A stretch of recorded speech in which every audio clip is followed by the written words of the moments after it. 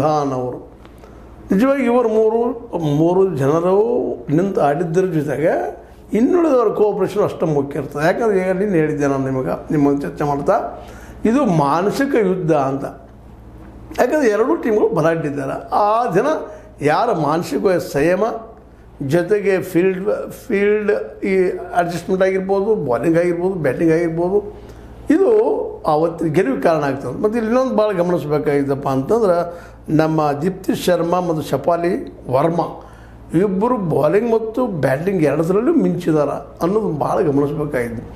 ಯಾಕಂದರೆ ಟೀಮ್ಗೆ ಅದರಲ್ಲೂ 1 ಡೇ ಆಗಿರ್ಬೋದು, 2020 ಆಗಿರ್ಬೋದು, ಆಲ್ರೌಂಡರ್ಗಳು ಇದ್ದಷ್ಟು ಯೋಗ್ಯ ಒಳ್ಳೆಯದು ಅಂತೇಳಿ ಆ ದಿಶೆಯಲ್ಲಿ ಇವರು ಬಾಲಿಂಗ್ ಮತ್ತು ಫೀಲ್ಡಿಂಗ್ ಅದಕ್ಕಿಂತ ಬಾಲಿಂಗ್ ಮತ್ತು ಬ್ಯಾಟಿಂಗ್ ಎರಡರಲ್ಲೂ ಮಿಂಚಿದ್ರು, ಫೀಲ್ಡಿಂಗ್ ದಿವಸದ ಮಿಂಚಿದ್ದಾರೆ ಅಂತೇಳಿ ವರದಿಗಳು ಬರ್ತಾ ಇದ್ದಾವೆ, ನೋಡಿದವರು ಹೇಳ್ತಾ ಇದ್ದಾರೆ. ಜೊತೆಗೆ ಇಲ್ಲಿ ನಾವು ಗಮನಿಸಬೇಕಾಗಿದ್ದು ಏನಪ್ಪ ಅಂದ್ರೆ, ಈ ಒಂದು ಹೋರಾಟದಲ್ಲೇ ದಕ್ಷಿಣ ಆಫ್ರಿಕಾ ಸಹಿತ ಕಡಿಮೆ ಹೋರಾಟ ಮಾಡಿಲ್ಲ.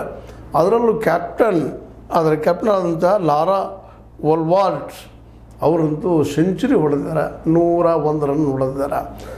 ನಿಜವಾಗಿಯೂ ಅವರ ಸಾಧನೆ, ಅವ್ರು ಮೆಚ್ಚುವಂಥ 98 ಬಾಲ್ಗಳಲ್ಲೇ 101 ರನ್ ಹೊಡೆದ ಸಾಕಷ್ಟು ಪ್ರತಿರೋಧವನ್ನು ತೋರಿಸಿದ್ದಾರೆ, ಗೆಲ್ಲುವ ಪ್ರಯತ್ನ ಮಾಡಿದ್ದಾರೆ. ಆದ್ರೆ ಗೆಲುವು ಆಗಲಿಲ್ಲ ಅನ್ನೋದು ಅವ್ರ ನೋವಿನ ವಿಷಯ. ಮಸಾಜ್ ಯಾರಾದರೊಬ್ಬರು ಸಂತೋಷ ಪಡುವಂಥದ್ದು, ಯಾರಾದರೊಬ್ಬರು ಏನಪ್ಪ ಅಂದ್ರೆ ನೋವನ್ನು ಅನುಭವಿಸುವಂಥದ್ದು ಸಾಮಾನ್ಯವಾಗಿ ನಡೆಯುವಂಥದ್ದು. ಸ್ವತಂತ್ರವಾದ ಮೀಡಿಯಾಗೆ ಬೇಕಾಗಿರುವುದು ಸ್ವತಂತ್ರ ಧ್ವನಿ. ಆ ಸ್ವತಂತ್ರ ಧ್ವನಿ ಉಳಿಸಲು ನೀವು ಮಾಡಬೇಕಾದದ್ದು ಇಷ್ಟೇ. ಅದೇನಪ್ಪಾ ಅಂತಂತಂದ್ರೆ, ನಿಮ್ಮ ಕೈಲಾದಷ್ಟು ಸಹಾಯ ಈ ಚಾನಲ್ಗೆ ಮಾಡಿ ಹಾಗೂ ನಿಮ್ಮ ಧ್ವನಿಯನ್ನು ಕಾಪಾಡಿಕೊಳ್ಳಿ. ಆ ದಿಶೆಯಲ್ಲೇ ಇವ್ರಿಗೆ ಚಾಕರ್ಸ್ ಅಂತೇಳಿ ಒಂದು ಹೆಸರು ದಕ್ಷಿಣ ಆಫ್ರಿಕಾದವ್ರಿಗೆ